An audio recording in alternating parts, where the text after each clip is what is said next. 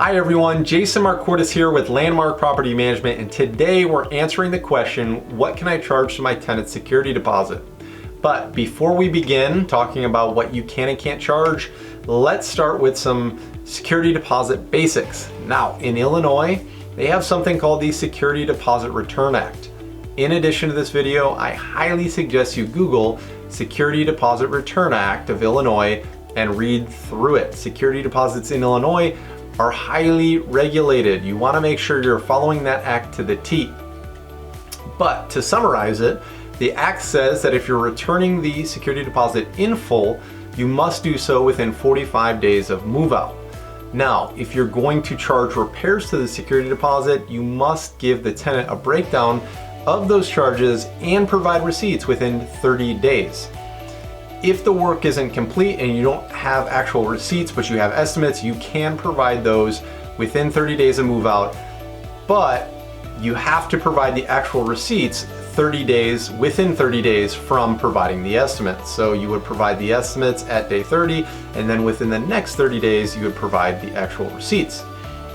If the security deposit isn't handled properly, the landlord is liable for 2 times the security deposit amount in damages plus the original security deposit amount. So at the end of the day, the landlord is liable for 3 times the security deposit.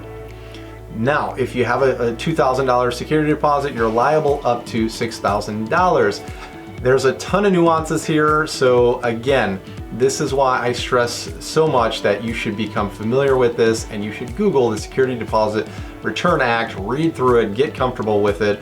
It also goes over things like how to transfer a security deposit or what happens to the security deposit in the event of a sale. Now, getting back to what you can and can't charge to a security deposit, this is going to come down to what's considered wear and tear versus what's considered tenant damage. This is the million-dollar question, and to be honest, there's quite the gray area here. Decisions like this, decisions that require discretion, is the most challenging part of residential property management. Only a handful of states actually outline what wear and tear is versus damage, and unfortunately, Illinois is not one of them.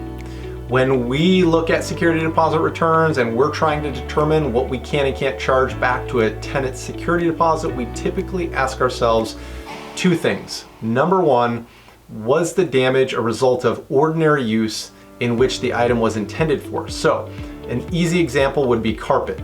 Was this carpet 10 years old and it was just worn out from foot traffic? That's what carpet's for. It's made to be walked on.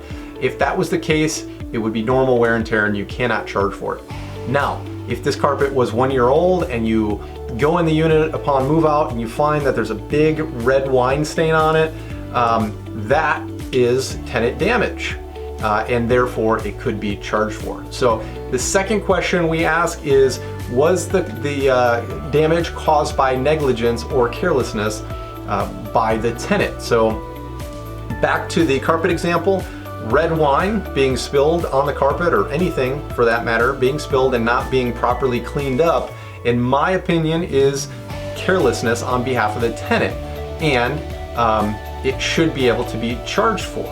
Okay, so sometimes this is more of an art than a science. So let's go over a few more examples. Drywall, so nail holes in the drywall, that would be considered normal wear and tear. As a tenant moves in, they get comfortable, you would assume that they're going to hang some stuff on the wall. Now, if you walk in the unit upon move out and you find a big fist-size hole in the drywall, that most likely tenant damage, okay? That's not something that just normally happens. Another thing would be dirty or worn flooring, tile, hardwood flooring. That's pretty normal. Now, if you see broken tile, if you see gouges in the hardwood, stuff like that, most likely able to be charged back as tenant damage. The last one we're going to talk about is chipping or faded paint.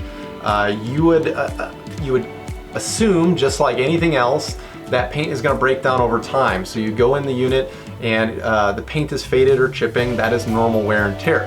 Now, if you go on your rental property and you originally painted it gray, and now it looks like all colors of the rainbow, or you have some writing on the wall or stickers that when removed cause damage, that would be negligence on behalf of the tenant, and you can charge for that tenant damage. Okay. The debate between landlords and tenants as far as what can and can't be charged back to a tenant security deposit has been going on for as long as rental property has been around. As you can imagine, there's a million things we could talk about today, but I hope these few things kind of shed some light and kind of painted a picture around what you can and can't charge back to a tenant security deposit. If you have any questions about any of this, or if we can help in any way, consider us at Landmark Property Management a resource. Reach out, we'd be happy to help. You can find us at our website, chicagospropertymanagement.com, or feel free to give us a call. Thank you.